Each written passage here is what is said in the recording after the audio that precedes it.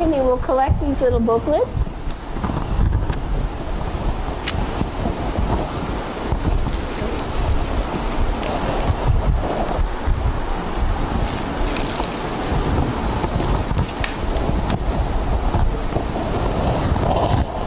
And again, my apologies for taking the time to do this, but I felt it was essential.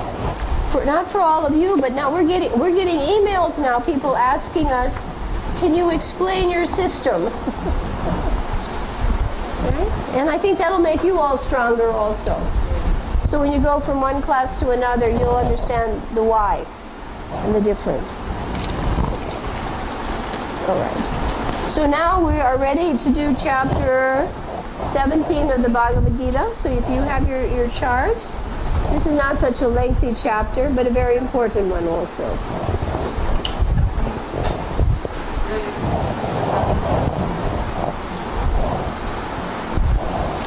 Okay, thank you. Now you've all had a class in professional educational process. Teacher training. Teacher training. Makes a difference between professional and amateur. Right? When you see people who are professional tennis players, they're expert, right? And they're amateurs who like to play on a Sunday. But there's a difference.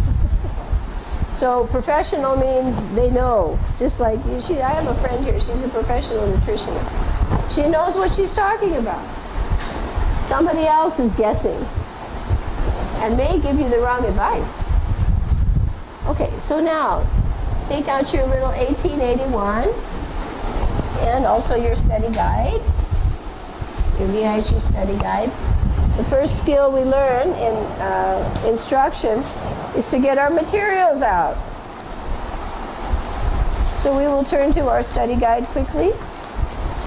And we're in the 17th chapter of the Bhagavad Gita. And that is on page 53. And we find a very short section here. And you'll need your magic slate. So first thing is get set up. Just like a cook in the kitchen. If she's ready to do an offering, she has to get ready, right? Put out the ingredients, put out the spices, get the kitchen clean and ready to go.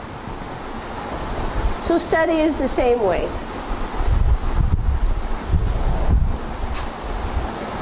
Okay, you have your slates ready?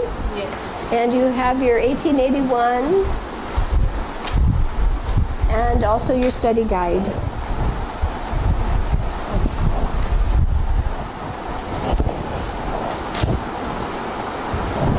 Now, let us do an analogy before we begin.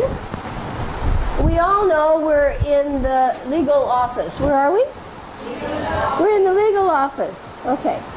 Now, when we want to know where that is, do we first say, well, it's the room that has about 25 pictures of Prabhupada in it? Is that a way to start finding the room? No. And you say, but it's the room that has orange curtains. No. That's a detail, right? It's the room that has brown sofas. Is that the way to find the room? No. You won't find the room that way. You have to walk all over Vrindavan. What room has about 25 pictures of Prabhupada and some orange curtains and some brown sofas and a water bottle? Is that how you will look for the room? No. No. The first thing you will do, you say, well, it's in Vrindavan, right? And then you'll say it's in Raman Reti. And then what's the next thing you might say? Yeah, see, let's just say you first time here, and you want to come to the class. And then you say Krishna Balaram what? Guest house. Guest house. Then what would you say? First floor. First floor. First floor. Right, and then what would you say? Turn to your left. And then guess what? Yeah, opposite the Bhishma department. And then guess what you did? You found the room. Now, does it make sense to study like that? Yes. Yes. You don't just jump all over the place. Where's that sloka? Oh, I have no idea. You know, it's the one that says, Krishna says you have to study the Bhagavad Gita with love and devotion. You know, you have to go systematically. You all agree? Yes. Right, because you do it all the time, you just don't think about it. Okay, so here we are. Our general description of where we are. There are 3 parts to the Bhagavad Gita, right? 1, 2, 3. And we're in which section now? The last section. We're in the 3rd section, right. Right, Gyan. Right, we're in the Gyan section. This one was what? Karma? And this one was Bhakti. And this is the Gyan. So our first direction is, okay, everybody, like coming to the guest house, up to the 1st floor, we turn to the Gyan section. What color is that in our book? Blue, right, blue for the mind. Because without Gyan, it's just going to be sentiment. You have to have Gyan to understand the philosophy. It'll be sentimental. So now we're in the blue section. And how many chapters are in the Gyan section? 6. Right, just as in all of them. Each section has 6. So now we know where we are. And in the Gyan section, let's take a peek. We find out exactly where we are. We'll go this way, and we have 1, 2, 3, 4, 5, 6 chapters, right? Which one are we on? 17. We're near the end. We're just the way we walked to this room mentally. Now we're in chapter 17 over here. Okay? And this is the 3rd section of the Bhagavad Gita. All right, let us take a quick look at the first page. No, we don't want to save. Let us take a look at the first page of the Gyan section. And we will quickly go over the size of these chapters. Okay? Because we want to have that reference also. So on chapter 13, we saw that one is 35 slokas. We always revise these. 35 slokas. And we quickly do the title with signals, right? Nature, the enjoyer, and consciousness. Right? What's that title? Nature, enjoyer, consciousness. And we will find it has how many? 35. It's just like saying this room has so many pictures of Prabhupada. It's a detail, but it's helpful. You recognize it, right? You know more about it. Okay. Our 14th chapter has 27 slokas. You see your little study guide. And this one now goes into nature. Because remember, nature, enjoyer, and consciousness. This one tells us more about nature. It tells us about the 3 modes of nature, which are critical because those are the modes that constrict, bind, and tangle us. We are now bound up. Modes, gunas are ropes, and we are all roped up. We are all under the influence to some degree or another by the 3 modes. So this chapter is very important because we have to know how to transcend those modes. Otherwise, we stay in birth and death. More birth, more death. You have to know how these ropes are tying us up. It is not a joke. It's a serious thing. 27 slokas. Now, in the 15th chapter, we find out it has 20 slokas, and this is called the Yoga of the Supreme Person. In this chapter, the important thing we find out is how to detach ourselves from the material energy. The process of detachment. You heard class this morning how easy it is to become attached. You become attached to a deer, and you become a deer. You become attached to your dog, and you meditate and you become a dog. You become attached to some movie star, and you become what you meditate on is what you get. So this process of you have to cut that attachment by detachment, but attachment to the spiritual world. You can't just be in nowhere. So this chapter emphasizes detachment. Okay? Number 16. Right, this has 24 verses. 2 plus 4 is 6, or 8, 16, 24, multiply. And this talks about the two kinds of people in this world. There are two kinds. The divine and the demoniac. That's it. It's one or the other. And the difference between the two, you remember from last class? Yes. The divine follows scripture and the demoniac does not. Simple. The difference between the two is people who are godly follow scripture and people who are ungodly do not. So that is why we study scripture. If we have to follow it, we have to know it. And to know it, we have to study it. Does that all make sense? That's why we're doing what we're doing. How can you follow rules if you don't know the rules? Right? Like if there's a rule in the temple that says don't come into the temple with your shoes on. And if you don't know the rule and you walk in with your shoes, what will happen? Somebody's going to chastise you. Go out and take your shoes off. Right? So you have to follow rules. Everybody follows rules, whether they like it or not. And if they don't believe in it at death, Krishna comes as death. You have to follow the rules. So chapter 16 is the divine and the demoniac, two kinds of people. Now we are in number 17 today, and we find that this is 28 verses. And this is 1 plus 7 will give us 8.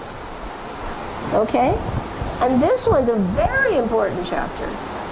This one's called The Divisions of Faith. And we're going to find out in this chapter why there are many religions in the world. Some people say, well, why are there Muslims? And why are there Christians? And why are there impersonalists? And why are there Mayavadis? And why are there are millions of religions. Why?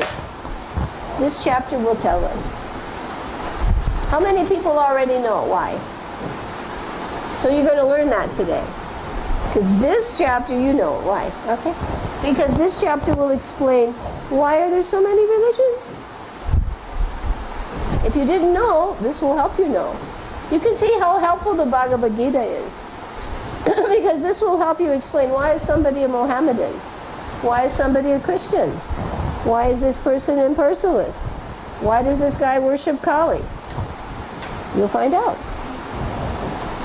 And next time we get the summary, the conclusion in chapter 18 of the whole Bhagavad Gita. And how big is that one? Yes, chapter 2 and chapter 18 are large because both of them are summaries. Chapter 2 is introductory, summary, and chapter 18 is the concluding summary with the final opinion. Surrender unto me. I've told you all the processes. This is too confusing. Just surrender. I'll stop your sinful reactions and give you shelter. So Krishna's making his final promise and his final opinion. The choice is up to the living entity. It's our decision. We decide, do we want to surrender or don't? Obviously we're here because we didn't want to. But I think now we want to. Does everybody want to surrender to Krishna? Yeah. We've been around the material world long enough to have gotten the idea. It's not a place to be. Okay? So can you quickly tell your study partner? Oh, by the way, the chapter title for 18 is Conclusion, Perfection of Renunciation. So quickly now tell your neighbor, many devotees can't do this. What are the titles and size of the last 6 chapters? Okay? Can you do that now?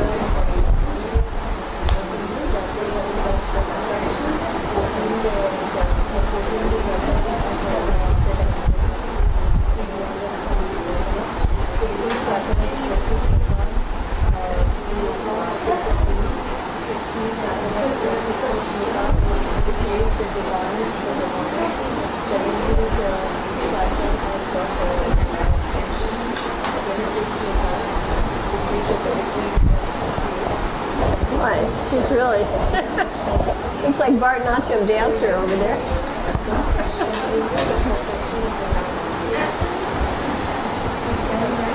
How'd you do? Okay, Sunita? Pretty good? But you're learning something, right? Pretty fast, too. Okay. Are you enjoying this also?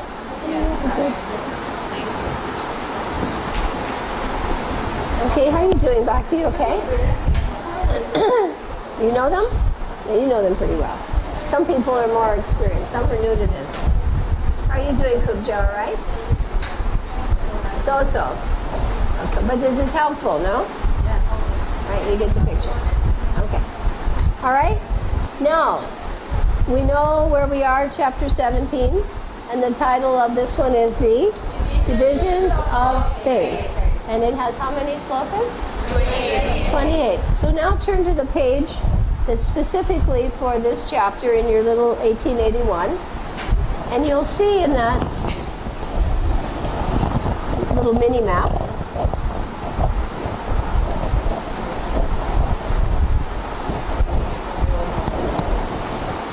you'll see, you can call these little raskulas, right?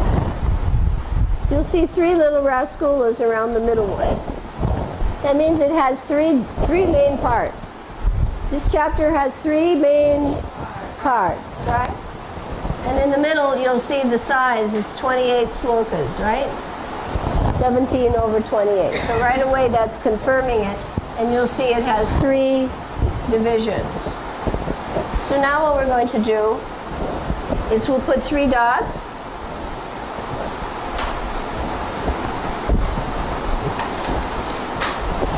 And take a look at your handout, your mind map, because you have a paper map as well. And it will also show in your study guide where these slokas are, where they break up. 1 through 10, 11 to 22, and 23. Okay? So our first part has 10 slokas, right? Down the side of your map, you see the numbers. And your second part on your black and white, I don't have my colored map on. How many do you have? 12. You have 12 verses in the second topic, and your final one is? 6. Okay. I don't have my big chart here in front of me. So these aren't too hard to remember. Actually, they're all even numbers. 10 and 12 and 6. Let's think of something Krishna conscious. What can we think of that's 10? Das Avatar, okay. What about 12? Mahajans, okay. And 6? Goswamis. So we have Das Avatar, and the 12 Mahajans, and the 6 Goswamis. Okay, so can you erase this now? And put the dots without looking, and put the numbers, and do your Krishna conscious memory link. Remember, integrated study means I try to relate everything to Krishna. Already it's Krishna, the Bhagavad Gita, but we can even try to think of more ways to remember. So you have 3 parts, and you have 10, the Das Avatars, and there are 12 Mahajans, and there are 6 Goswamis. So very quickly you can do it again, okay? So now you get the breakdown for this chapter, okay? Now we're going to put a code above each one, like abbreviation code, the first letter of the word, so that we can know what details now we're going to find in these sections. Because we know the title, Divisions of Faith. But now we want to know what's really in there, like just what's really in this room. When I went to this room, what's really there? Okay? So we have 3 letters for the first one. Okay? We have F, W, F. Right? F, W, F. Now that's not too hard to remember. Sounds like a radio station. Radio station FWF. Sounds like a wavelength. Recording the Bhagavad Gita class at night. F, W, F. Okay. F, the first F is for faith. And then the faith will determine your worship. And one very important thing that is also part of our consciousness is food. Right? Remember, the whole food is sacrifice? The whole in chapter 3, why you have to offer your food. So faith, worship, and food in the modes are explained in these 10 verses. If I want to know why are there different religions, I will find it in those 10 verses. Okay? So that's very important to know. You're preaching out there. Faith, worship, and food in the modes. Now, we have 12 more verses. Now we have 3 more letters. S, A, C. S-A-C. Looks like a sack. Like we have a sack of potatoes. In America, SAC means Strategic Air Command. It's a part of the military, right? When the enemy's coming, you know, that all these bombers go off. Let's hope that never happens. So SAC, we can either say a sack of mangoes, okay, something more Krishna conscious, right? Sack of melons. Today we have a sack of melons, something different. You're going to take something bigger home today. So FWF is for what? Faith, worship, and food. Okay. SAC is what?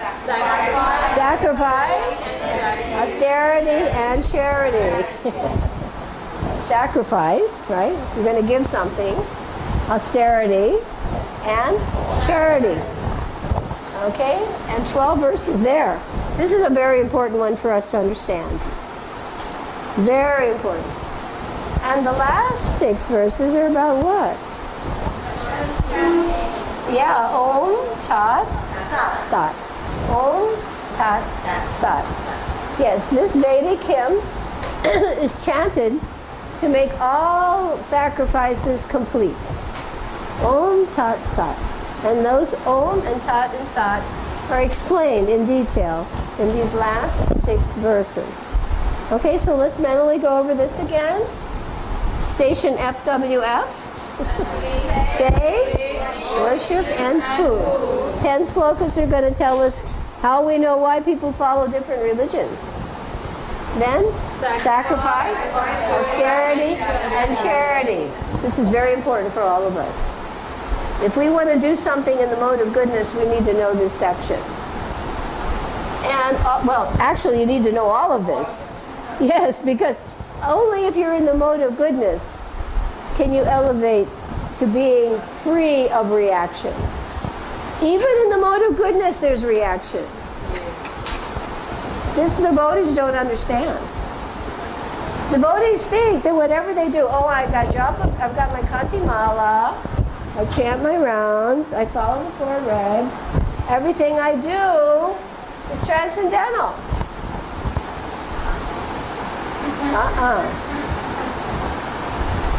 I'm sorry. Everything you do is binding.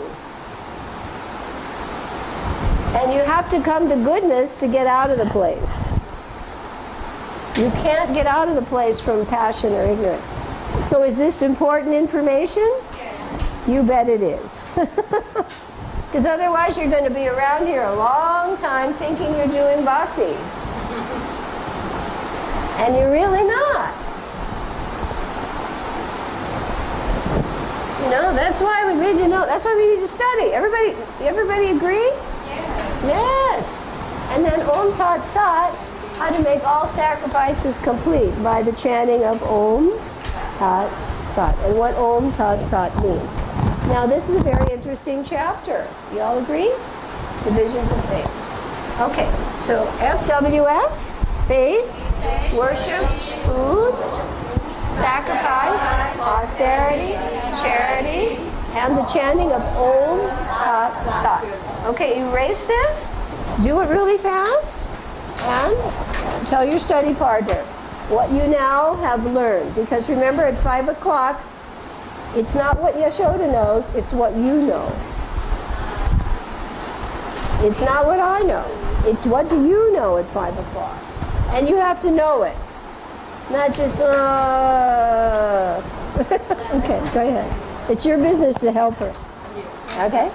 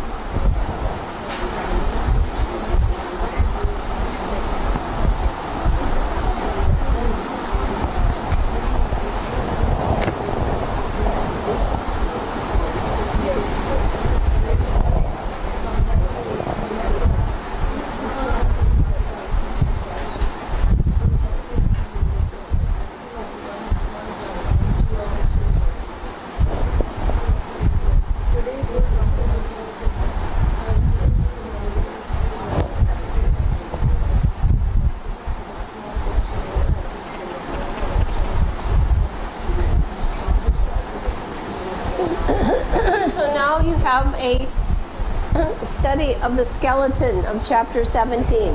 Remember, the motto is memorize the skeleton. What's the motto?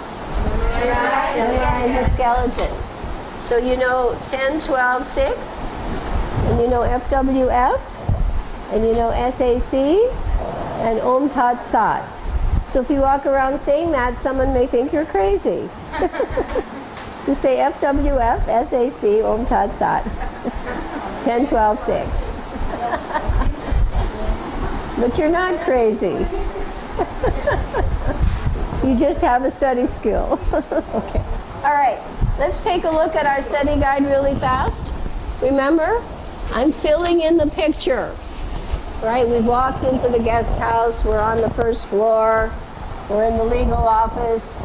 We're sitting on the brown sofas or at the table. Now we want to put in some more details. Okay? So the next step is I read summaries. Right? Do it systematically.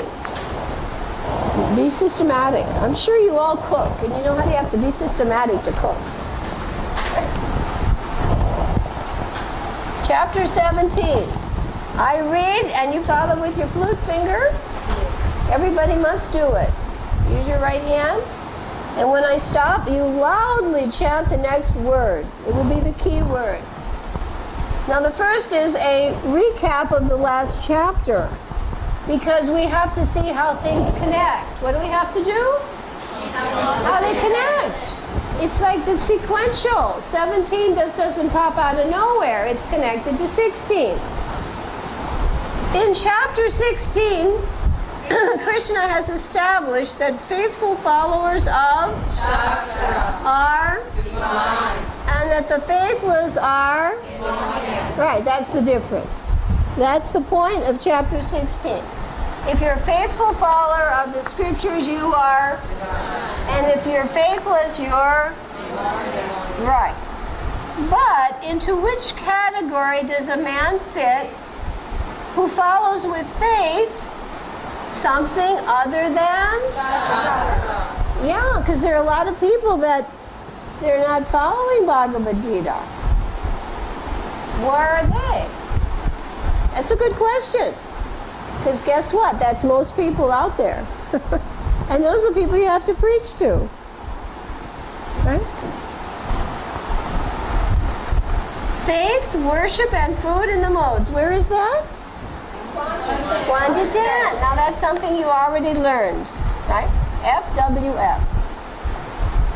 Krishna answers by describing how the modes of material determine a person's worship and eating habits. Oh, now we get the picture.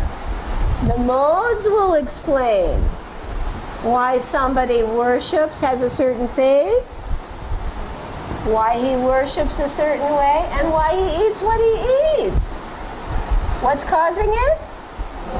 The modes. Boy, the modes are heavy. Sacrifice, austerity, and in the modes. Where's that? Now that's good, because 22 is a multiple of 11. 11 to 22. This is important to us, because every one of us has probably given something in charity. How many of you have given something to somebody? A donation to the temple, a gift to someone, something. You have to know, did I do that in passion, goodness, or ignorance? Because if you do it in the modes, you get that reaction. If I give something in the mode of passion, am I going to get the benefit from that? No. Some, but not what you want.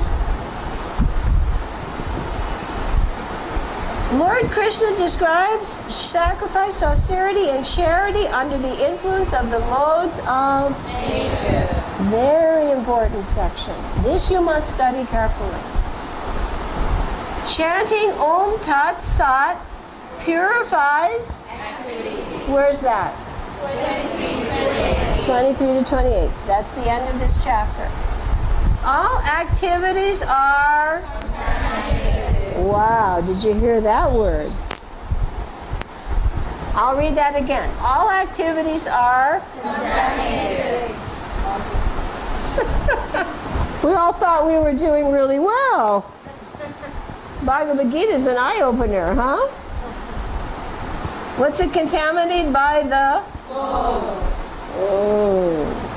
Here we thought we were really going back to Godhead overnight, right? And those... Louder. Defects. Uh-oh.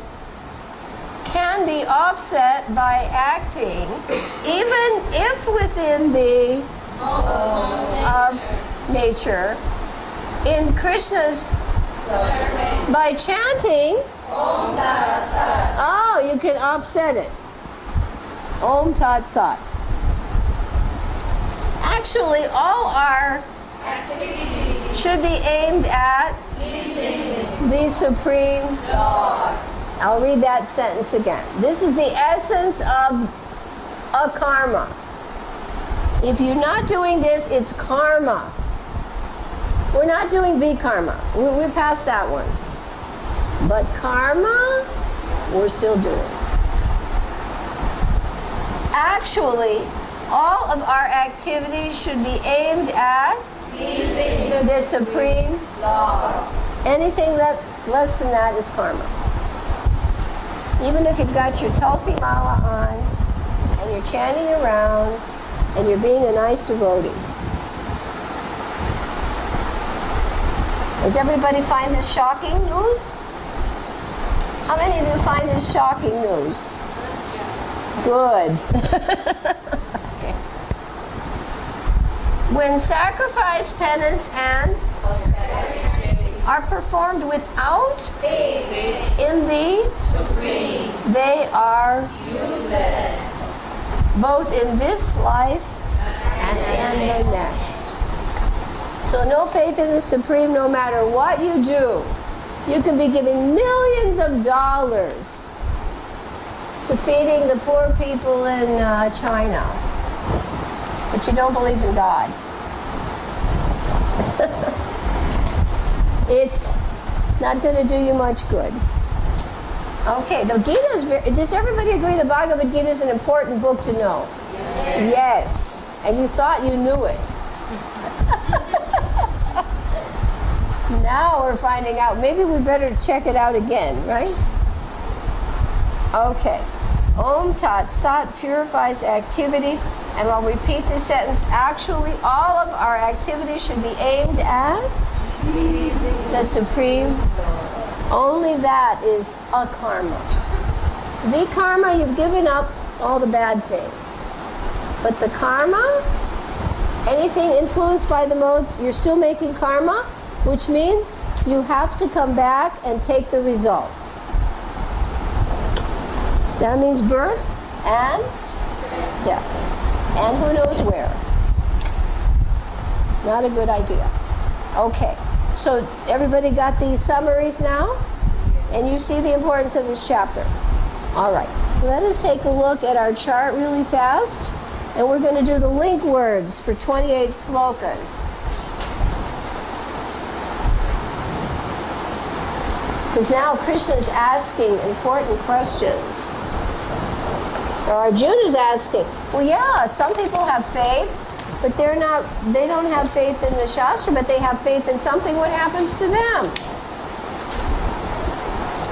So follow with your finger and we'll repeat the main words. We're going to do a real fast walkthrough, 28 key words. Ready? You following with me? The first 10 on my side are pink.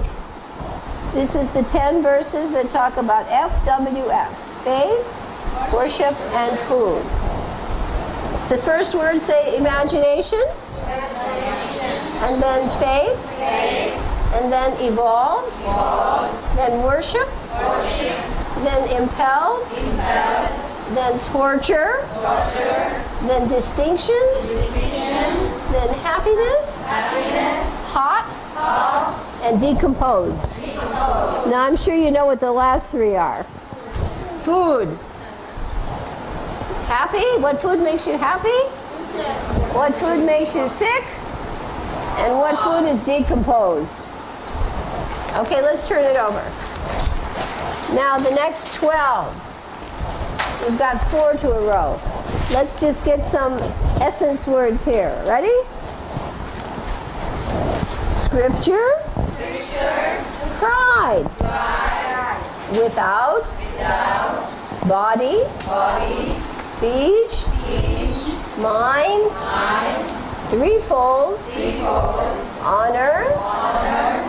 Foolishness. Charity. Grudging. Impure. Now we should be a little curious about what those all mean.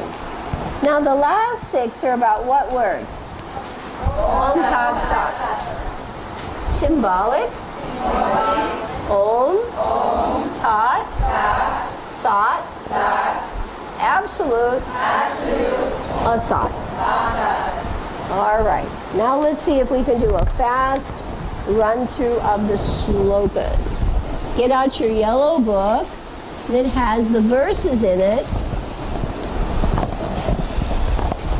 And we'll do, I think this will take us through really fast because now we're going to find out the details. Your yellow book, turn to chapter 17.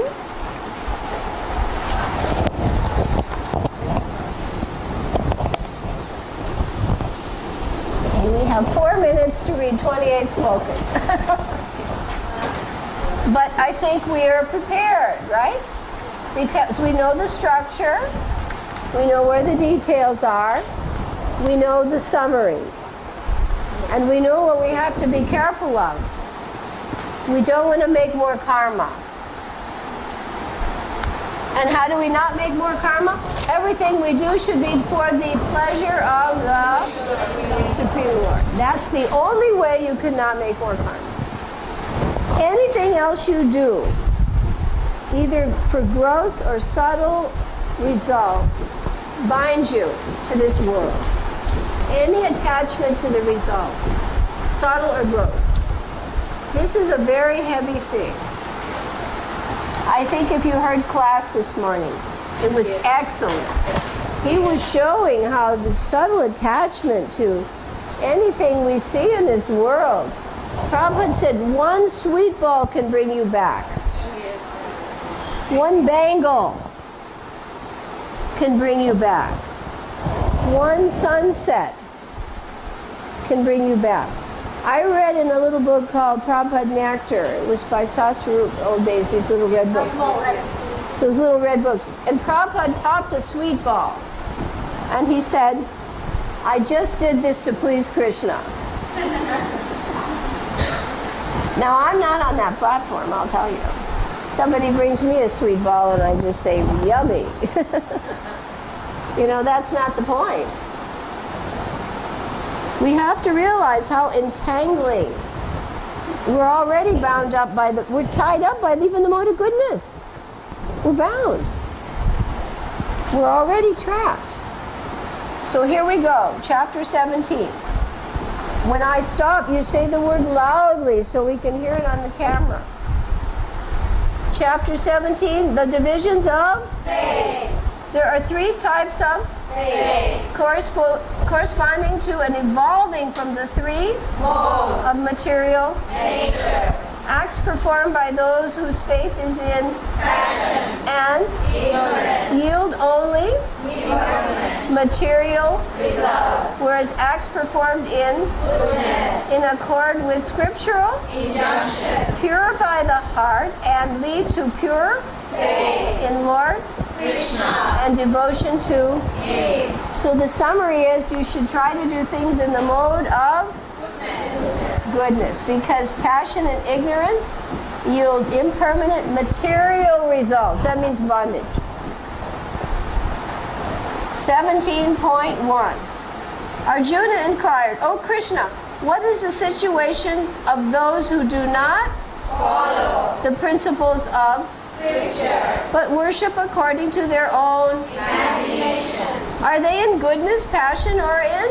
Ignorance. Okay, that was the word imagination. 17.2. The Supreme Personality of Godhead said, according to the modes of nature acquired by the soul, one's can be of three kinds. In goodness, in passion, or in ignorance. Now hear about so your faith can be of three kinds. Now we want to find out what that is. 17.3. O son of Bharata, according to one's existence under the various modes of one, a particular kind of faith. The living being is said to be of a particular faith according to the modes he has. Right. So obviously somebody who's worshiping God as Kali is not in the same category as somebody who's worshiping maybe Shiva or Brahma or Chandra. It's the modes. The modes in which they were born will determine their faith. That's how it is. The heart is in touch with the modes, and that determines what faith they have. So now this will help you understand the different religions. Men in the mode of goodness, those in the mode of passion worship the and those in the mode of ignorance worship and spirits. Okay. So now you have worship. First you had faith, then in verse 4 you have worship. Verse 5 through 6. Those who undergo severe austerities and penances not recommended in the performing them out of pride and who are by and who are foolish and who the material elements of the body as well as the dwelling within are to be known as you remember the story of Rikasura was chopping off his flesh? Yeah, you torture your body. Even as devotees, sometimes they do things they don't have to do. If it's not recommended in the scripture, there's no reason to make it worse. It actually starts to fall into the modes. 17.7. Even each person prefers is of according to the three modes of material nature. The same is true of sacrifice, austerities, and charity. Now hear of the distinction between them. If someone cannot make the distinctions, it means he's under modes. If he can't make distinction, he's completely covered. Someone in the mode of goodness will see certain food and he says, I'm not touching that. I won't even look at it. I won't even look. I will get sick if I look at it. But someone who's under the modes, he can't even differentiate. It's all the same. Yeah. My fried chicken is the same as your rasgulla. No way. Foods dear to those in the mode of goodness. Now here are your points. Put a finger up for each one. Increase the duration of life. That increases your life. Number 2, purify one's existence. Give health, happiness, satisfaction. So you have SHHS. Strength, health, happiness, satisfaction. It makes your life longer, it purifies you, and it gives you strength. Your food should do that. We have a nutritional expert here. You agree food should do this? Increase your life, purify your life, and give you strength. Otherwise, why eat it? It should give you strength, health, happiness, and it should be satisfying. Like, ugh. No, it shouldn't be like that. Such foods are, let's see what those foods are like. Juicy, fatty, wholesome, wholesome, and pleasing to the heart. Right, 4 more things. Juicy, fatty, wholesome, pleasing to the heart. Now, do you all agree if somebody gives you a well-made rasgula, it's all those things, right? It's juicy, fatty, pleasing to the heart. Makes you happy? Let's hear about the next category. Foods that are too, notice that the word too, excessive. Too, salty, hot, pungent, dry, and whoa. Look at, they're all bitter, salty, sour, hot, pungent, dry, and burning, are dear to those in the mode of passion. Now, if you see somebody with 24 chilies on his plate, what mode is that probably? Yeah, some people just eat 24 chili peppers. Such foods cause misery and DMD. Distress, misery, and disease. You eat too much hot food and you get what I just had, too much mucus. She was helping me. Just stop eating the foods. Now, I don't eat chilies, but there are foods that if they make heat in your body, you're going to get mucus and you're going to get sick. Disease, misery, distress, misery, and disease. And if you're a mother and you're eating like that, what's the problem with the baby inside? Burning like anything. The poor kid. And he can't say much about it. Do you want to take birth in a womb of a mother who eats like this? no. No. I don't want to tell you. Yeah. Chilies and, salt and burning and this poor kid's in there. Okay, enough of that one. Food prepared more than 3 hours before being eaten. That was 1. Food that is decomposed and putrid. The smell makes you sick. And food consisting of remnants and untouchable things is dear to those in the mode of darkness. Now, there's a story about Bhakti Siddhanta who had some disciples who were preaching in some place in China or in Asia, and there was a pot. If I talk about it, I'm going to get sick. This is true. The devotees were cooking with ghee, which the smell of ghee is sweet, isn't it? If you're in the mode of, we're beyond the mode of goodness because we're trying to worship Vishnu. That's beyond. But the ghee smells sweet. There were people nearby who had a big pot, and they were brewing something in the pot. Anything that moved, they would put it in that pot. Rats, insects, anything that moved. And they'd cook it and stir it, and they'd make a sauce that they would put on their rice. And the devotees couldn't stand the smell. I mean, even talking about it makes you sick, right? And those people couldn't stand the smell of the ghee.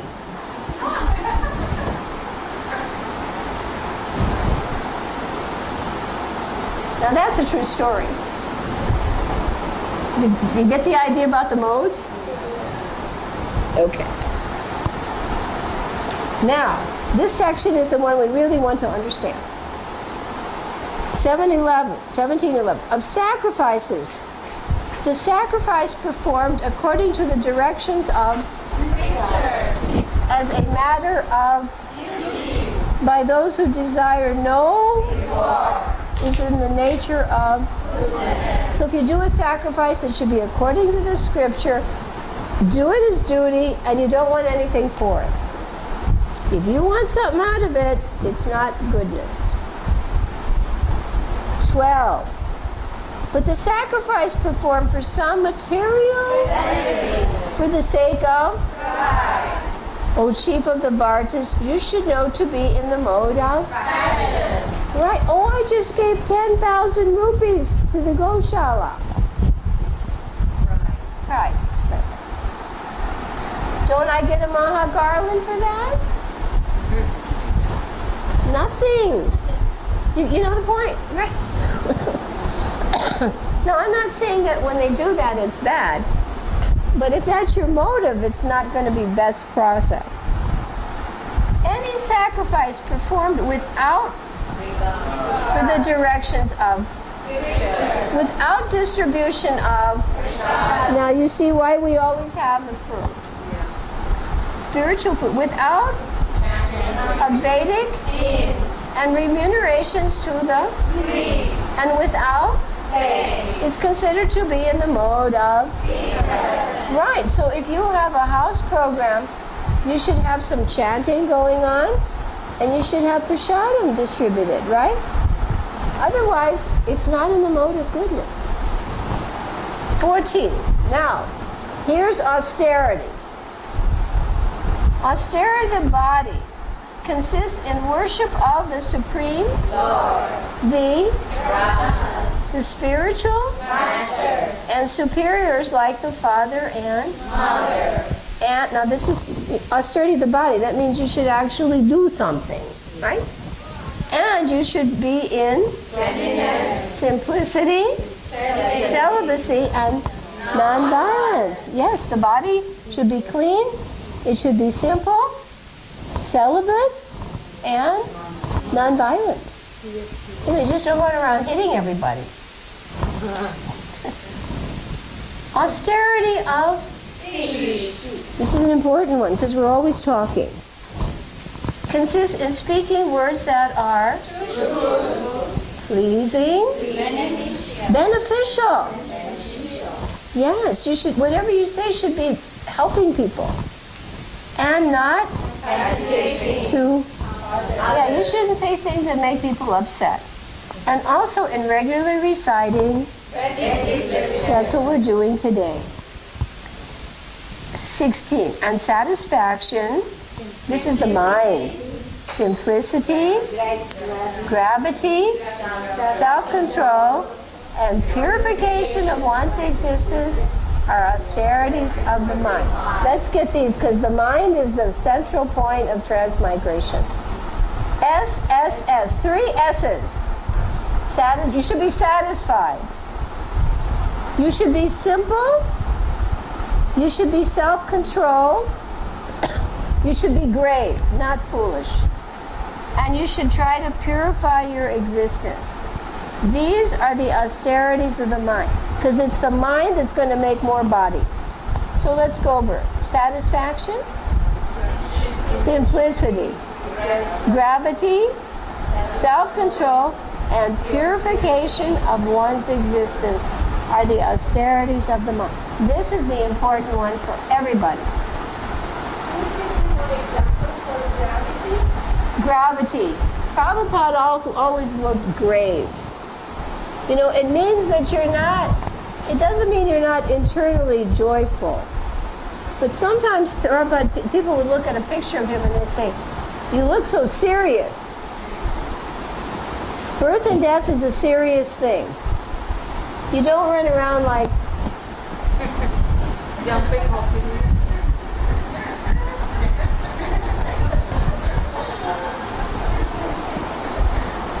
You know, you realize how heavy this is.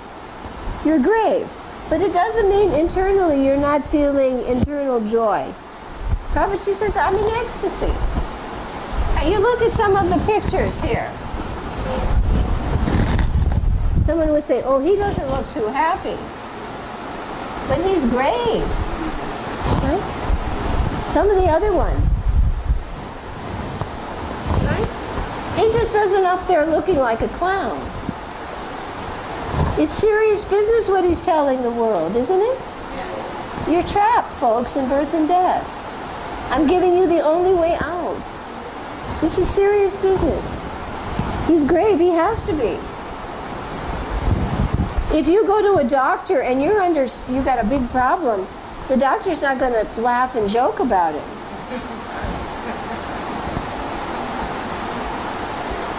he's going to say, hey, look, we got to do something right away, right? Gravity. You all agree? You understand? Gravity, yeah.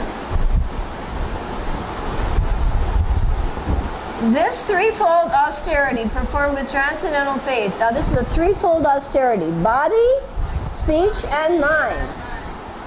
They don't tell you in the mode of goodness, passion, or ignorance. Did you notice? They tell you what it is. This is threefold austerity of the body, speech, and mind. This you should know. Performed with transcendental, by men not expecting material, but engaged only for the sake of the, is called austerity in penance performed out of and for gaining honor and is said to be in the mode of it is neither stable nor penance performed out of with self-torture or to destroy or is said to be in the mode of charity given out of without expectation of at the proper with and place, and to a worthy person is considered to be in the mode of now.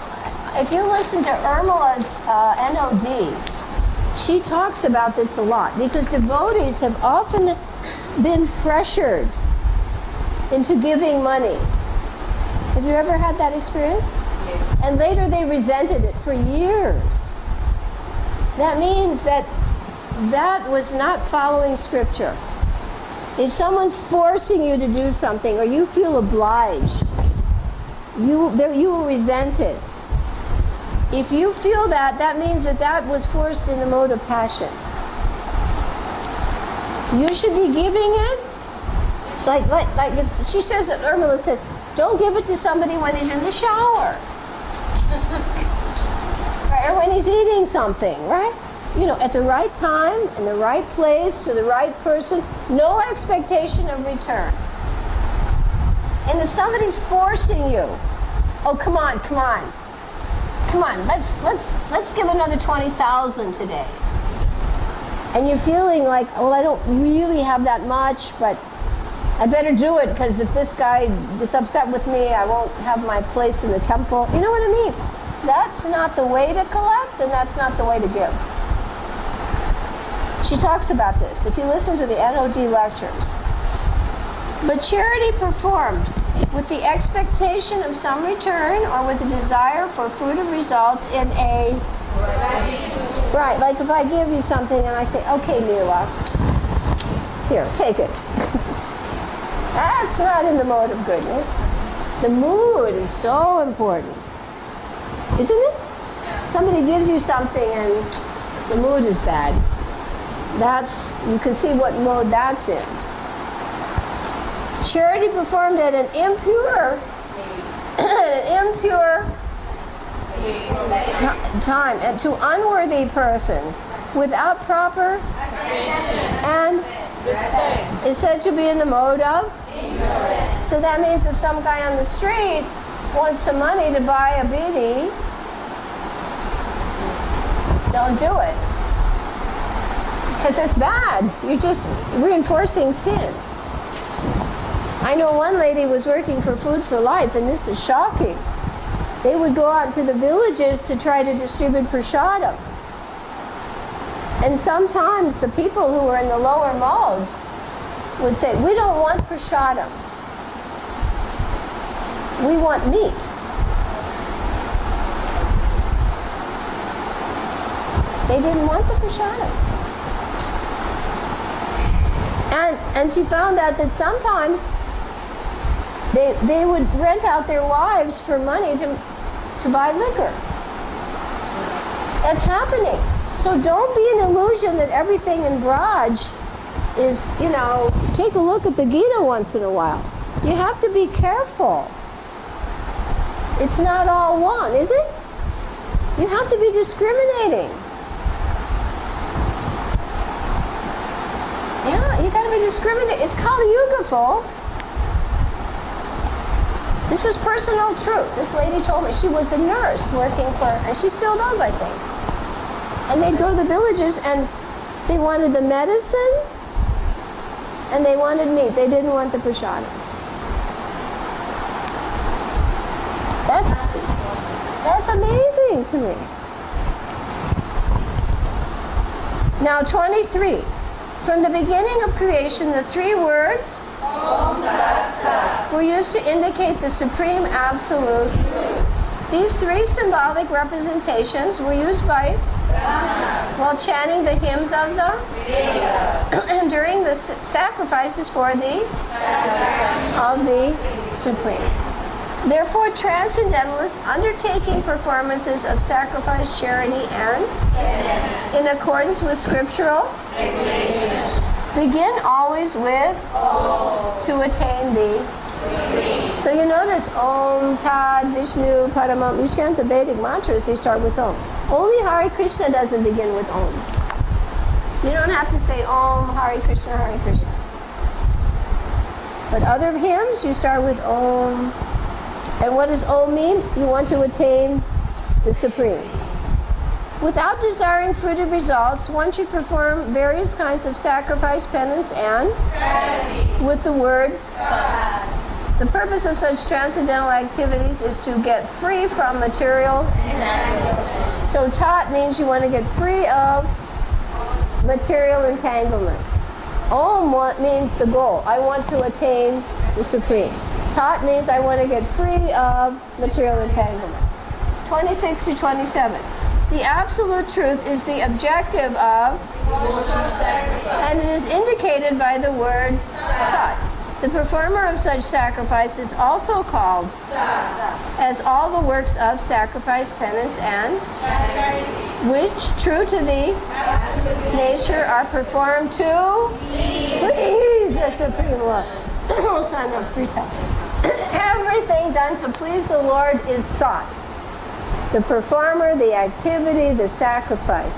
This is very much like a verse in chapter 4. Everything is of the supreme nature. The action, the performer, the activity. This is Krishna consciousness. Not just you offer the result. Everything is done for the pleasure of the Supreme. That is called what? Sat. And the last verse, anything done as sacrifice, charity, or penance without in the Osana Prita is, it is called asat and is useless both in this and the next. Hare Krishna. Om Tat Sat. Thank you so much. Vancha kalpatarubhyascha, kripa sindhu vyevacha, patitanam pavanebo, vaishnavebhyo namo namaha. Now we have something a little bigger than usual, and our flight attendant is sleeping. He would have been like the cowherd boys playing with the amalaki fruits. But we hope you found today you got a better understanding of chapter 17, right? You know the skeleton, you know the breakdown, you know the importance. And you know that everything should be done at least in the mode of goodness. And you can purify your activities by chanting Om Tat Sat. Very good. And we hope your meditation now takes you home to read the chapter and the nice purports.